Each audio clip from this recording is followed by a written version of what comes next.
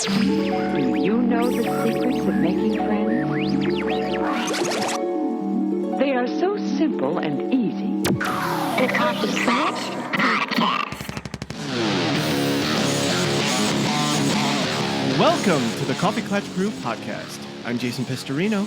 I'm Christina Lomangino. And this time we're coming at you with the CKC Random Rankings, Episode 2. It's been a minute since Episode 1, but we did cover 2 shows, Westworld, House of the Dragon, and a plethora of our Patreon episodes. Yes, if you are missing CKC in your life, please feel free to head over to our Patreon, where every month we cover a special topic in our bonus episodes. This month is going to be the 10 deadliest plants. Ooh. Oh, wait, are they all from Harry Potter? They are not, but spoilers, some may make an appearance. Oh, nice. We also cover one movie a month. Speaking of, we just finished the final Harry Potter and the Deathly Hallows Part 2. We've been covering that film franchise for a long time.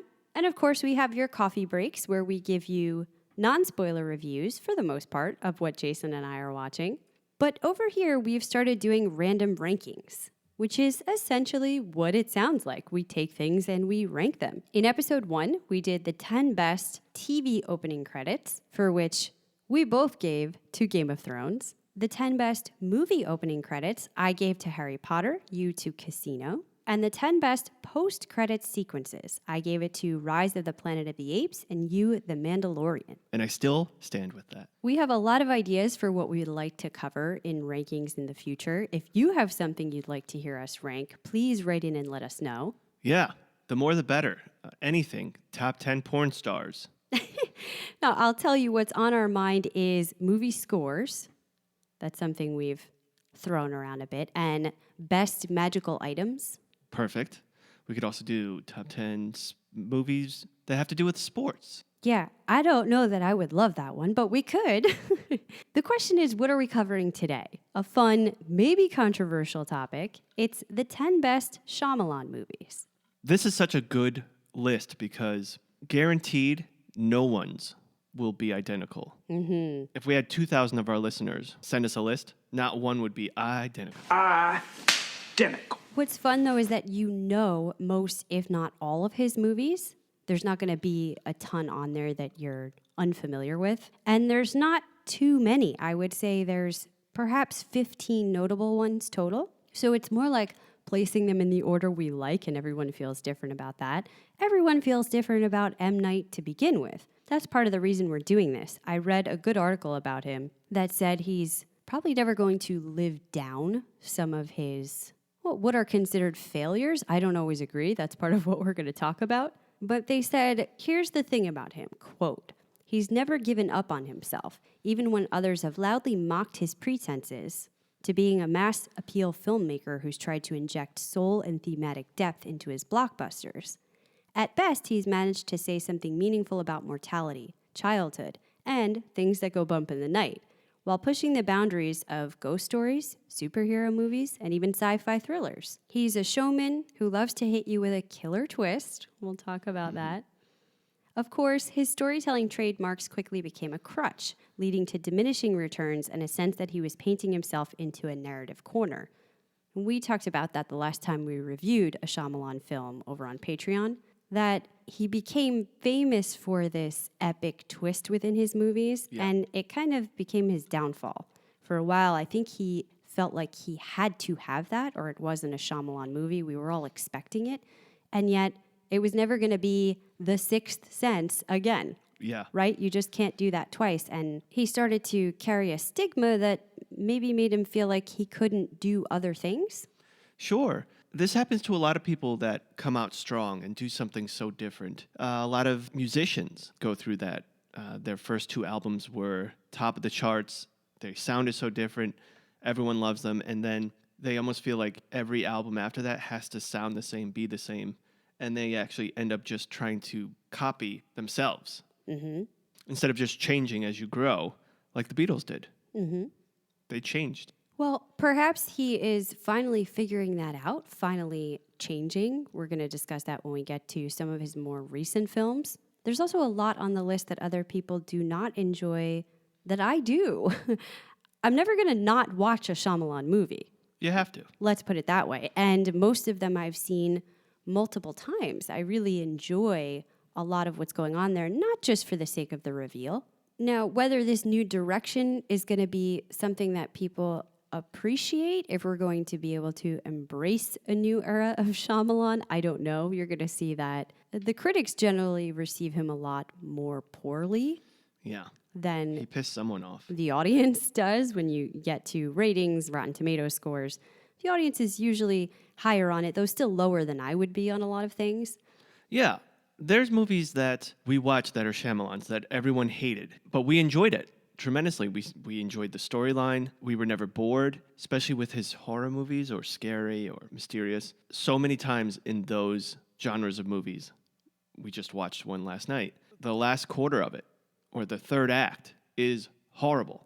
They just gave up. Shyamalan doesn't do that. I don't think his movies do that at all. Whether you appreciate what the ending is or not, what I can say coming out of all of them is generally, I've not seen something like that. It was a brand new idea. It was a brand new thing. And that's fun to me.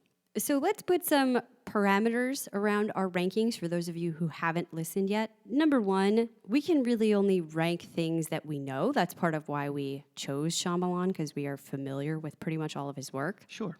This is going to be a personal likes list. This is not going off some master blueprint of what is the best, what took in the most money, what got the highest ratings. This is just how much do we appreciate things. Sure. In order of 10 to 1. 10 being the least liked, although it's still probably going to be pretty good, and 1 being the most. Another important thing to note here, because Shyamalan movies are famous for their twist, and we're going to be talking about what we liked and disliked about each movie, we're going to be spoiling things. We're going to have to reveal the ending to pretty much all of these movies.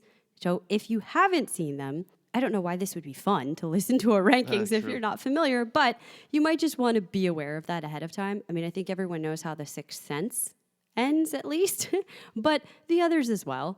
We have one on here, which is a newer movie for him, and I suppose we'll try to keep that one from spoiling the ending in case you haven't gotten to it yet. And we have many of them on this list that we reviewed in our movie reviews. Yeah, we can try to take note of that as we go along, too, in case you're eager to hear more. There's some that I would still like to do at some point in the future. You don't want to overwhelm people because it is controversial. But we're going to go back and forth. Let's just start it off with our number 10. I'll go first. My number 10 is After Earth. Now, this is one that comes pretty low on most critics' list. Out of a total 15, it is 14 for Vulture and 13 for Collider and Rotten Tomatoes, getting a 12% from the critics and a 36% from the audience. That has to be one of the lowest on here. They say it's dull, ploddingly paced. A lot of people did not appreciate the acting and the chemistry or lack thereof Of his son and him? between, yes, General Cypher, played by Will Smith, and his son, Katai, played by his real-life son, Jaden Smith. If you haven't seen this, people were forced to leave Earth a millennia ago to establish a new home on Nova Prime. But Cypher and Katai both have to go there, and they encounter disaster when their craft crashes on Earth's hostile surface. And they need to trust each other in order to survive, to get out alive. I don't know. I really enjoy these looks at what Earth could be X amount of years into the future, especially in a reality where the planet has mounted all of its defenses against us, against humans. Like, we are the thing that was killing it, and so it's fighting back. Going there now is a dangerous proposition to humans. I thought that whole idea was really exciting to look at. I do enjoy Will Smith, even if I don't think this is one of his best performances. I enjoyed Jaden less. I do agree with those criticisms, but I appreciated their relationship, especially for what it was supposed to be. And there was no real big twist here. It was just an entertaining sci-fi thriller. Yeah. You know what, Chris? I know it's very unpopular. I think we did a spoiler-free review on that years ago. And I'm almost scared to say this because I feel like we'll walk out this house today and there'll be a bunch of men in black there to kill us. But I think as a summertime hit to watch, it'd be in your best interest to get jiggy with After Earth. Mm-hmm. So I, too, will say After Earth for 10. It's one of those you feel like it should be included on the list, but you definitely like more of his better. I think that's why it's easy to slot it in at the final number. It's a different kind of movie. It's not like a wild, wild west. It's a sci-fi that's out there. I ran out of Will Smith songs in movies. All right, moving along to number 9. I am going to break the glass on Shyamalan's trilogy. And spoiler, Glass, the third and final, is my number 9. It ranks 10 for Vulture and for Rotten Tomatoes with a 37% audience and a 67% viewer. Hey, listen, I didn't know about Glass. I didn't know about the whole trilogy that he did until you told us to watch it and we covered them all. Okay, but this is prior to you seeing Glass. Yeah. Right? So you had seen Unbreakable. That's right. Probably years ago, like we all did as we were younger. Had you seen Split at the time, the second one? No, I hadn't seen any of them. Okay, wow. You brought me to it. So you were totally out of the loop here. Glass is the third. It wraps it up by following David Dunn, our main character, as he tries to stay one step ahead of the law while delivering vigilante justice. But it puts him on a collision course with our bad character from Split, the Beast. But really, the mastermind behind all of this, Elijah Price, and how all of this came to be, sort of explaining the backstory to everything. And yeah, for a lot of people, I mean, we certainly were not aware for a long time that Unbreakable was part of this universe. Right. Nor that it was going to be that and Split as a number 1 and 2, and this being the third. There is a ton of backstory that was really interesting to this movie that we did cover as a Patreon movie once. Yeah, it's unfortunate because I love the fact that Shyamalan thought, hey, I want to create a superhero movie, but do it differently. Mm-hmm. I have a feeling if he came out with these now, it would do better because people are a little tired of the typical superhero movie right now. It was too late. And this will be... Oh, yeah, it was either By too the time late he did or this. too early. Yeah. Too early when he thought of it, and that would have been groundbreaking. He was trying to put this in place at a time where we didn't have that fatigue yet. We didn't have all the knowledge we do now about comic book adaptations. By the time Glass hits the screen, it feels very trite. It's like, whoa, we've seen all this before. And the biggest knock against it, it didn't have enough money to do all the things it wanted to do. Yeah. But I agree with you, but I would argue it would do better now, too, because it's different enough. Well, 2019, I mean, we'd already gotten a lot of it. And people didn't feel there was enough standout about it. He wasn't doing enough groundbreaking things. Well, yeah, but Unbreakable was 2000. So I just mean like the whole trilogy. The whole thing, yeah. He was way ahead of his time with that, but took too long he very much to did. Finish it off with this third one. So that's your 9? Yes. What's your number 9? My number 9 is going to be one that I don't think you watched. And I know a lot of people hate it, but I was just so happy to have this movie in live action. And I wasn't that knowledgeable of all of the background. I think this is a comic book as well. So I didn't have enough knowledge where it was offensive to me. What I'm talking about is the 2010's The Last Airbender. Yes, I haven't seen this. I've heard a lot about it. It ranks 12 for Vulture, 14 for Rotten Tomatoes, just barely sneaking in there. Not at all for Collider, with a 5% critics consensus. So maybe I'm 30 audience, but this is Shyamalan though, and no, don't second guess yourself. I'm gonna feel that way about a lot that comes up here. I've heard about the premise, which is very interesting. The 4 nations of air, water, earth, and fire live in harmony until fire declares war. A century later, there's still no end in sight to the destruction until an avatar named Aang discovers he has the power to control the 4 elements. Yeah, I love that. It's a good source idea. With our powers combined, we are Captain Planet. Right, moving on to number 8, I'm giving it to one of the newer Shyamalans, Old. Now, this ranks about midway. Number 9 for Vulture, 8 for Collider, 7 for Rotten Tomatoes. It's got a 50% critics and 53 audience. So very split down the middle. Split. A lot of them say the same thing. There's no shortage of interesting ideas here. He's playing with a lot of fun stuff, but they did not like the execution. Felt like it was very uneven and even annoying at times. Bullshit. I love the ending too. I was like, oh, this felt good. I like this. The premise here, this is the one at the beach, if you're trying to remember. It's a bottle episode movie. A tropical holiday vacation turns into a horrific nightmare when a family visits a secluded beach that somehow causes them to age rapidly, reducing their entire lives into a single day.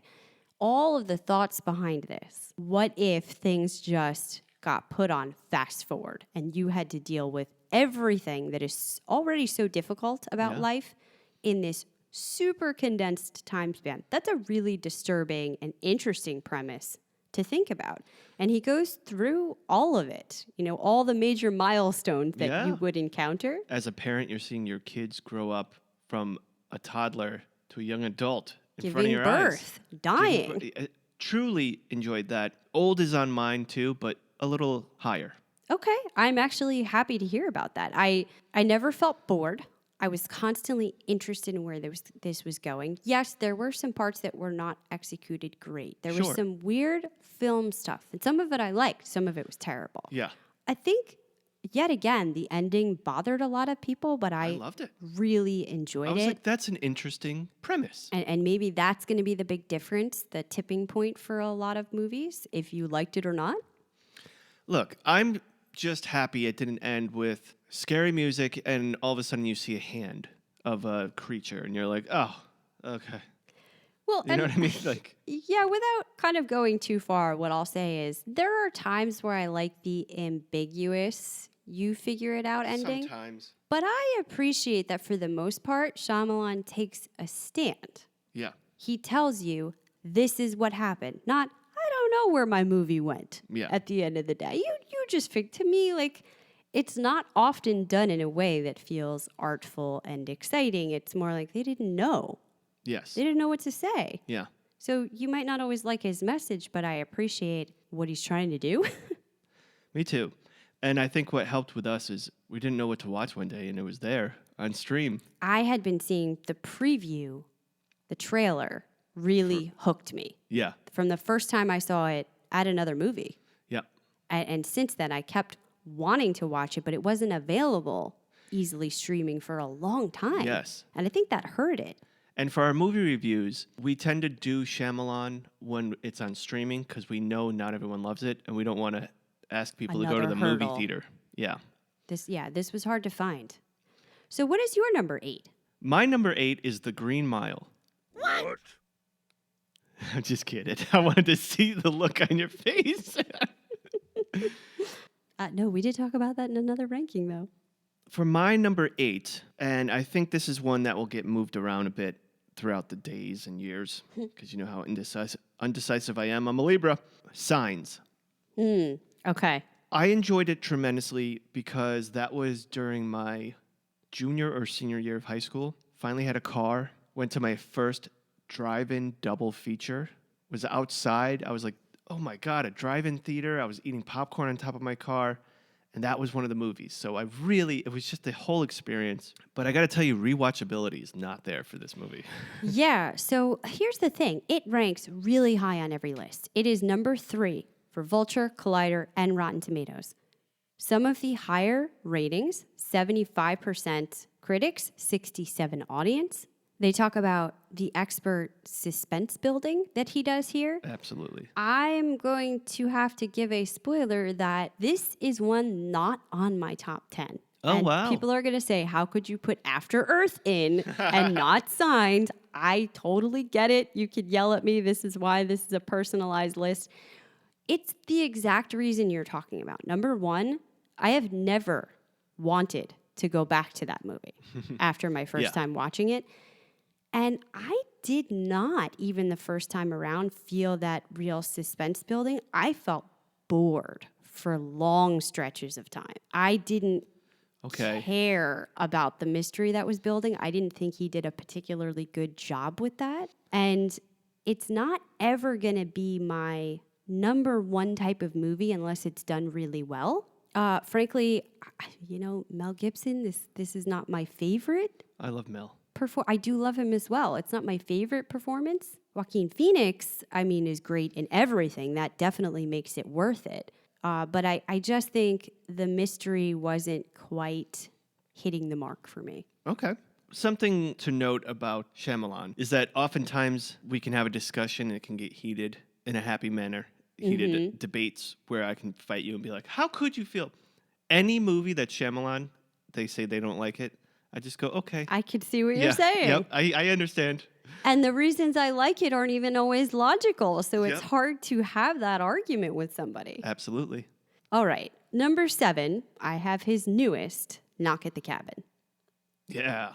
Now, I'm going to say for a brand new movie that I've only seen once, to wind up on a top 10 is an accomplishment to begin with. Number 7 is not too bad. It's getting pretty high for most critics. Number 5 for Vulture, 7 for Collider, and 6 for Rotten Tomatoes. Yeah. 67% critics, 63 audience. And we covered it, didn't we? We did. Yeah.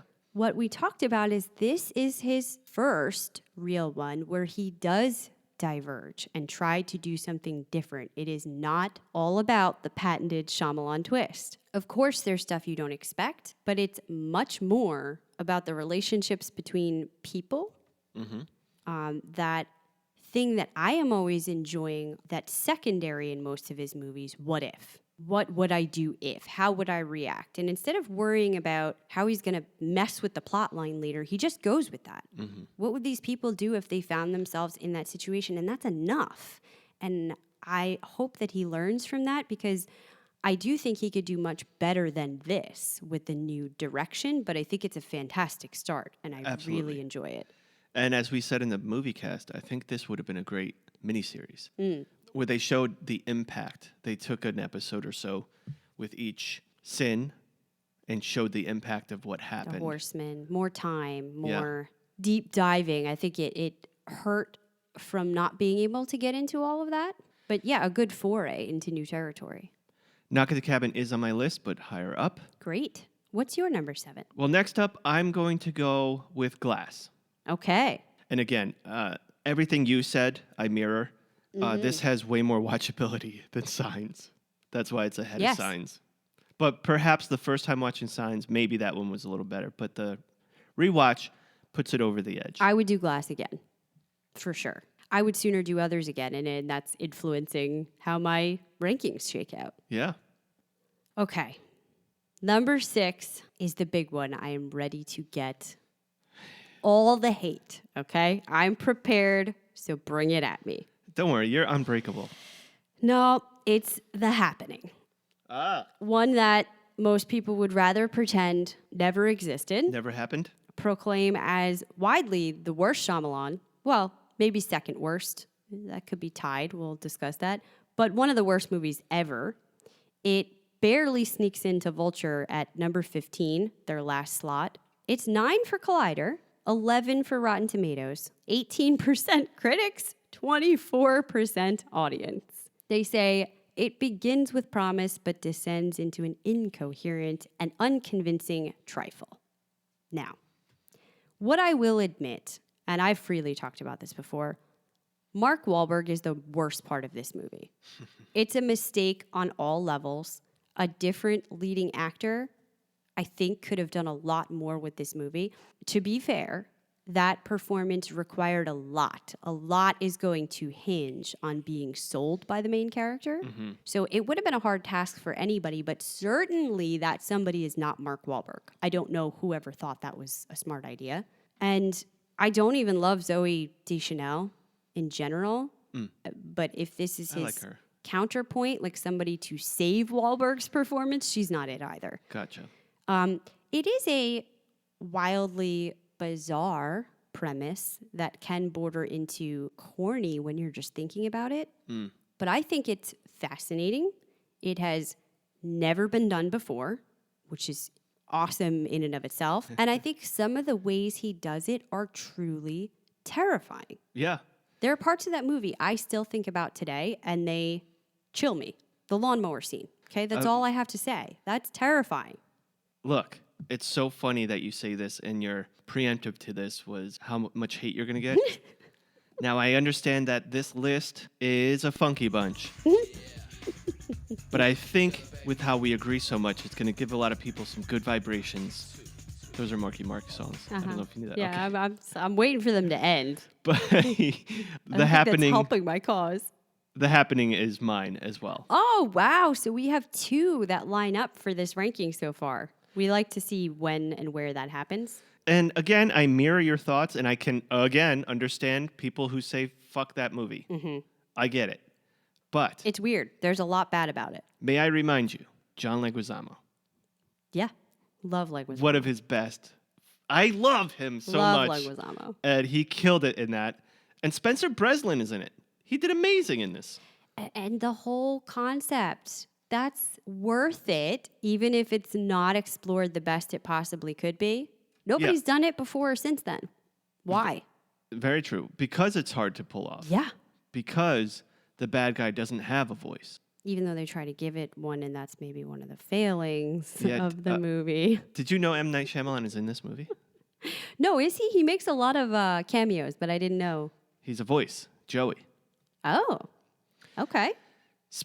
And it's so funny, speaking of, well, as to not really spoil it, our bonus is very similar to this movie. Yeah, if you're interested in the real life breakdown, stay tuned for this month's Patreon bonus. Let's move it on to our number 5, midway through the Oh, list. it's going to get harder and harder. It actually gets easier for me now because the top ones are a lot easier for me to identify. Like, these are my favorite Shyamalans from this point on out. No, like, I have to stick up for them. You could come at me if you want, but I feel pretty confident about 5 through 1. Okay, my number 5 is Unbreakable. Generally regarded as one of the better, it's number 2 for Vulture, 2 for Collider, 4 for Rotten Tomatoes. It's got a 70% critic, 77 audience. This is the first in his trilogy.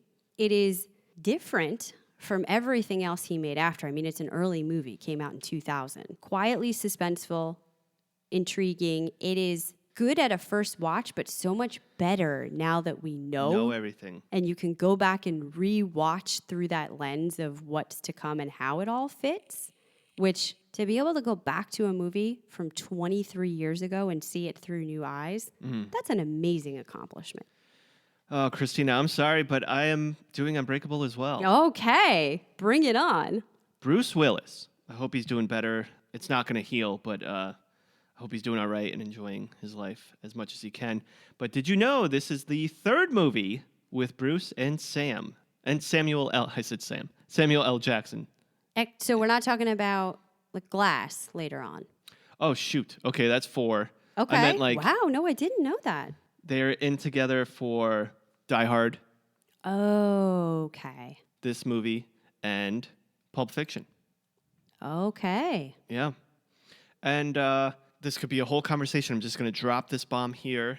Most people know this anyways, but we will see Bruce in the future in movies because him and his family did sell his rights to use him as in perpetuity and as AI. Yeah. I like him and Sammy together. Yeah, me It's too. a great combo. All right, moving on to number 4. I have The Visit. I never seen this one. Oh my goodness. Okay, it's a little spotty. Number 8 for Vulture, 6 for Collider, 5 for Rotten Tomatoes, so still pretty high. 68% critics, 51 audience. This is one where the critics are actually higher. If you haven't seen this, summing it up is difficult. This is what they say. Becca and younger brother Tyler say goodbye to their mother and board a train to head deep into Pennsylvania's farm country, staying with their maternal grandparents for the first time. Welcomed by Nana and Pop Pop, all seems well until the siblings start to notice increasingly strange behavior from the seemingly charming couple. When they discover a shocking secret, the children begin to wonder if they'll ever make it home. The critics say this movie provides horror fans classic thrills as well as laughs. I think this is probably one of his most classical horror movies on the list. It feels different in that sense. It's everything you're expecting And I do think it's one where the twist, because it's in here, the classic Shyamalan twist, is excellent, fully pays off, and does not detract from multiple viewings. Wow. That to me makes this rank pretty high.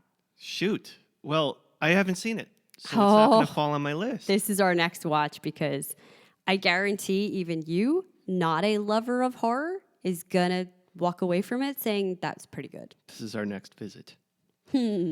All right. So number 4 we're at? Wow. That's right. Oh, now I'm going to go old. Okay. Wow. I almost forgot. It belongs pretty high. And as I said, it ranks somewhere midway for most critics. All right. We're into the top 3. Pressure. My number 3 is definitely an emotional pick. I know many will not agree, but I stand firm on The Village.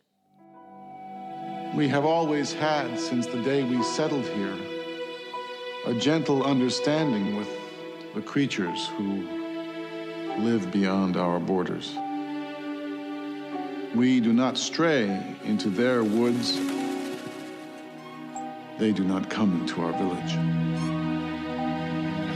I have always pictured them in some ways as our protectors. They have allowed us to live here, nestled amongst them in this untouched place.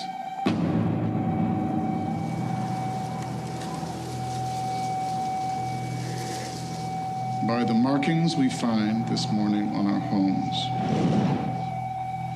I feel they were warning us.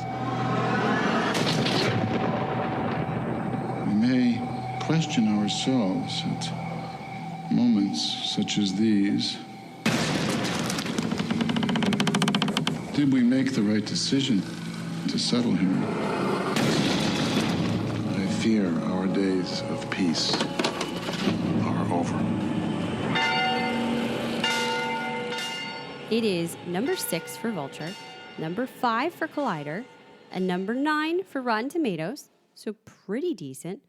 43% from critics, 57% from audience, and I do think it started out higher and has come under a lot more scrutiny as time goes on. People say the signature twist ending disappoints here. I disagree, and I think a lot is going to, again, come down to whether or not you like that, but we've got Bryce Dallas Howard, Joaquin Phoenix, and Adrian Brody in a 19th century setting horror. Come on, people, what else do you need I agree with you, but from life? let's push it more. Brendan Gleeson Yes, from Harry Potter. yes. William Hurt, Sigourney Weaver. Yes, they are smaller roles, but certainly.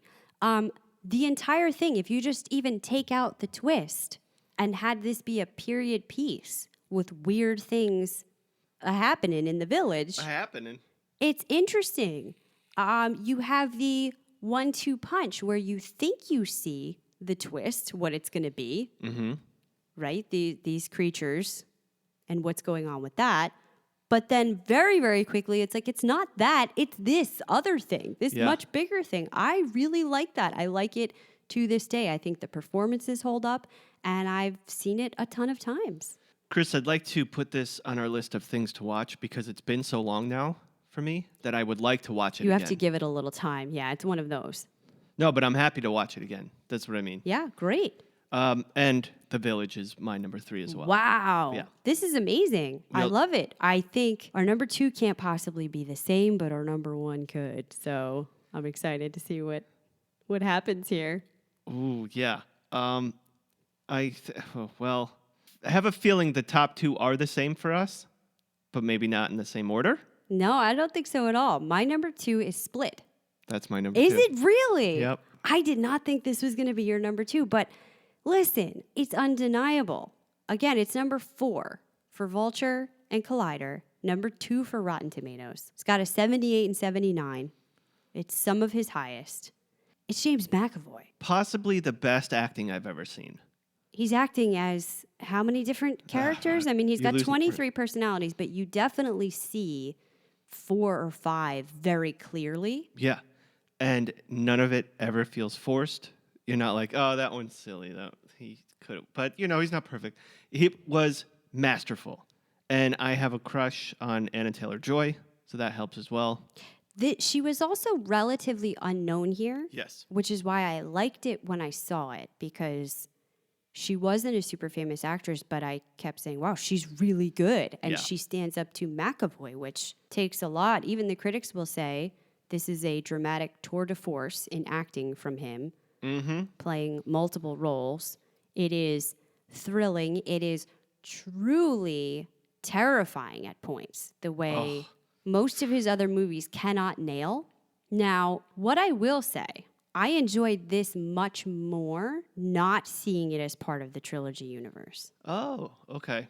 Thinking of it, because he does leave this more ambiguous, that what winds up being the beast at the end of this movie could just be a person. Probably is just a person. Another aspect of his personality that gets stronger, more aggressive, that she sees it differently because she's so terrified, traumatized. There's ways that it doesn't have to be supernatural, superhuman. After seeing Glass, it's confirmed that in fact it is. Right. And I think that makes this less exciting to watch, but I disagree. I still like it a lot. Obviously, it's my number 2. I disagree only because it's just makes it that much more impactful that number 2 is ambiguous. You don't find out till number 3. And the fact that he never says 1, 2, 3. So you could have never seen Glass. Yes, that's true. But where I say that a lot of his movies, I appreciate having a stamp on it, an answer to the ending. I really appreciated having this not, where you could go either way, and now you can't. And especially people who know that now going into it, I don't think you can take that lens off of it. Okay. But, I mean, still, the whole idea, the acting, his therapist, I mean, everything. It's just, I think it's really, really good. It's a strong, strong number 2, and I don't think that'll budge for a while. Well, so now the number 1 must be the same because there's only one thing that could be better. Let's say it on 3. 1, 2, 3. The Sixth Sense. Yeah. I want to tell you my secret now.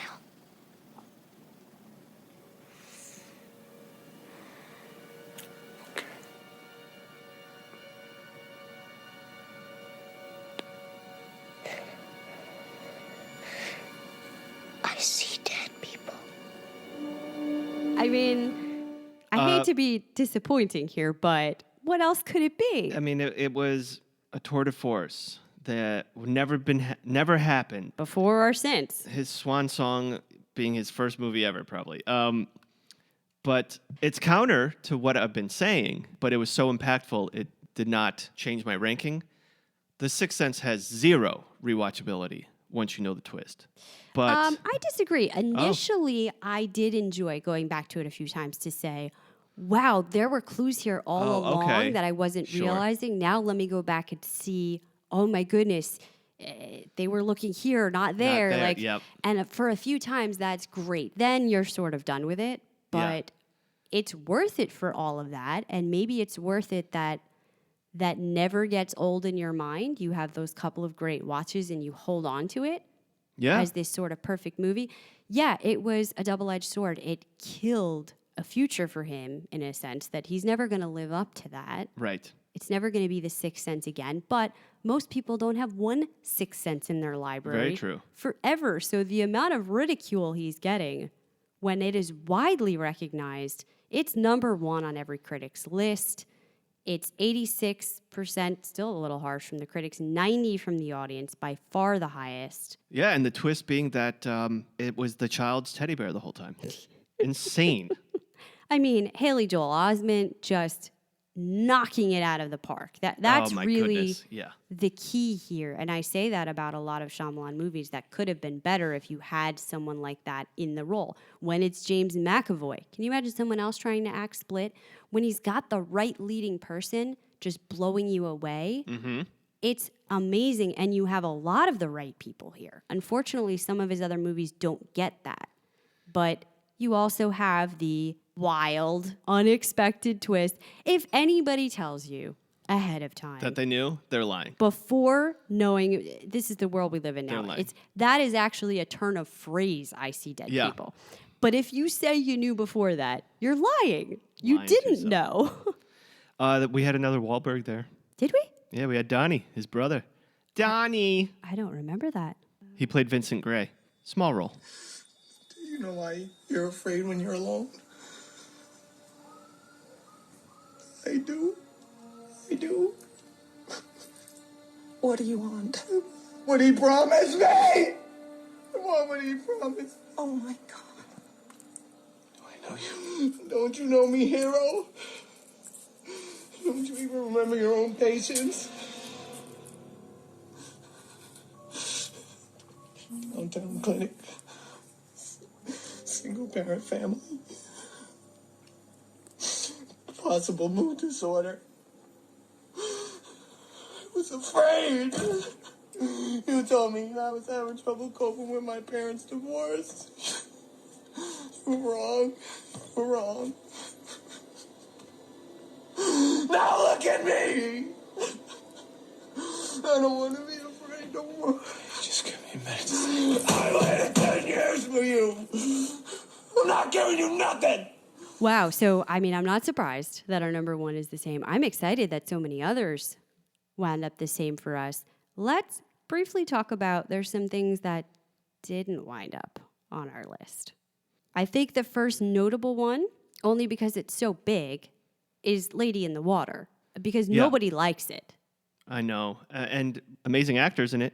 It's number 13 for Vulture, 10 for Collider, and 11 for Rotten Tomatoes, 25 and 49% rankings. People say it's far-fetched. There's not enough suspense.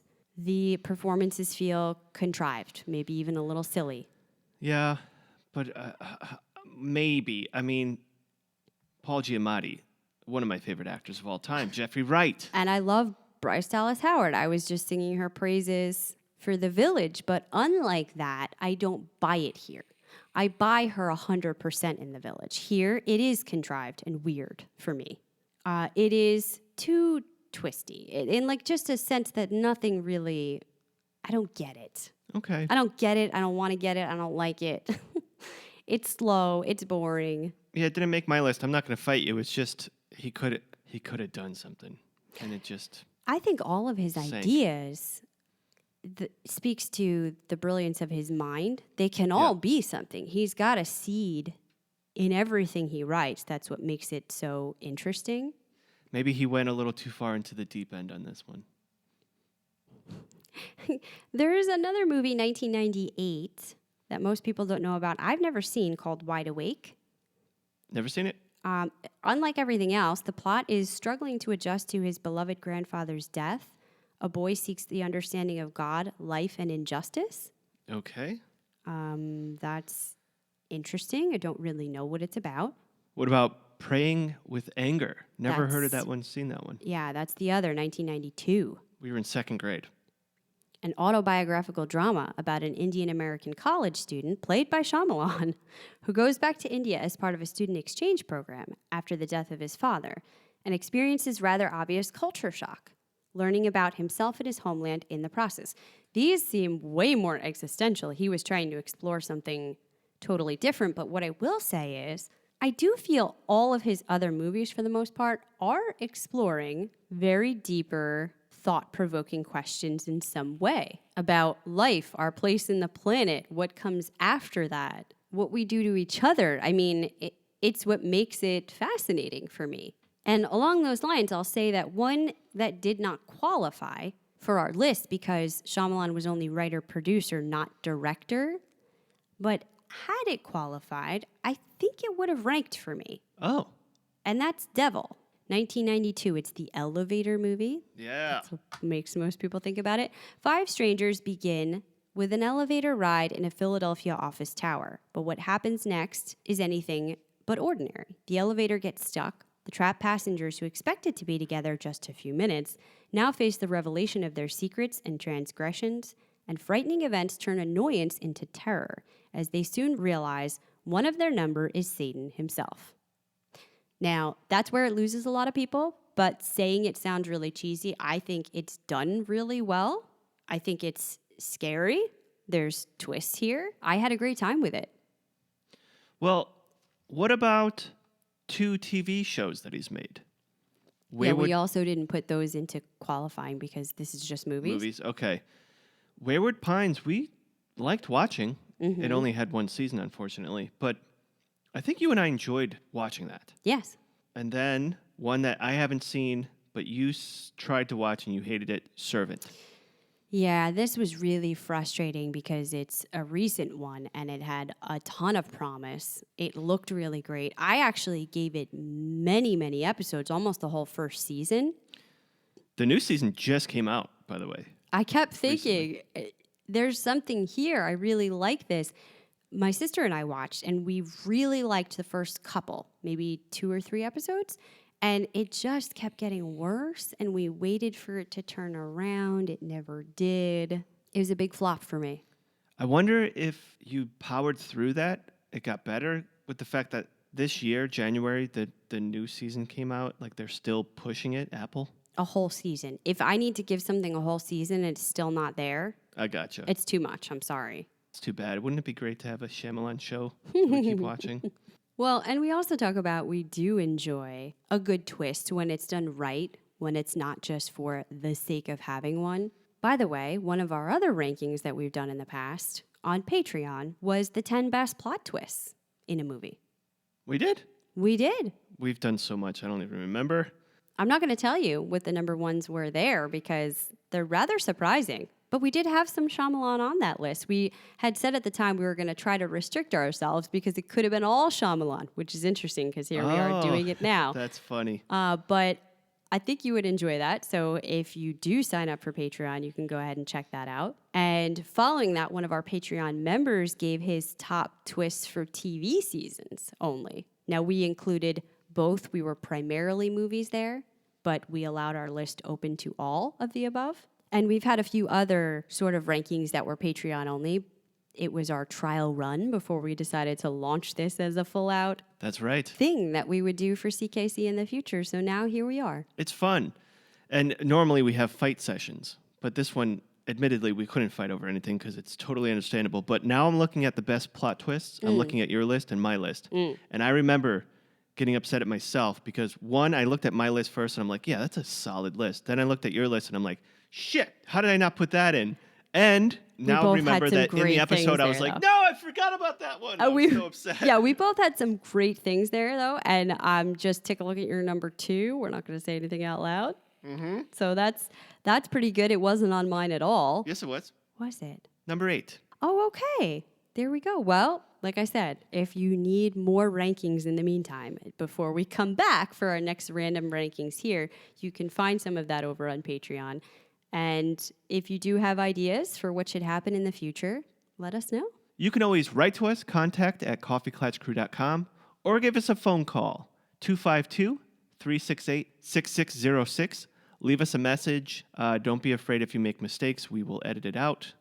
I make mistakes I make all the time. For now, we'll say that according to the critics, Jason and I, all in agreement, the best M. Night Shyamalan movie is The Sixth Sense. Of course. But I'm excited to rank things in the future. This was fun, Chris, and I can't wait to do more. Clatchers, it's been a real twist hanging out with you guys. And until next time, this round's on me. Be sure to subscribe to our podcast. Follow us on Twitter and Instagram at CKC Podcast. And if you'd like to support Jason and Christina and would love even more content, including bonus casts and movie reviews, join our Patreon at patreon.com/CKC